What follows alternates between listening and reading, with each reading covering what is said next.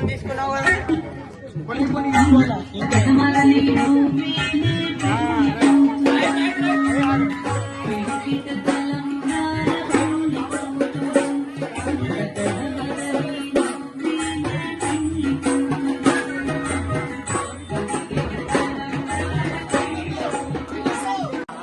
निर्विघ्नो पुरमे देव सर्व कार्येषु सर्वदा ओ विघ्नेश्वर మేము నీ యొక్క కళ్యాణాన్ని చేసితిమి మా యొక్క గత జన్మలు గాని ఇది జన్మలు గాని ఇప్పుడు గాని తెలిసి తెలియక ఏమైనా తప్పులుంటే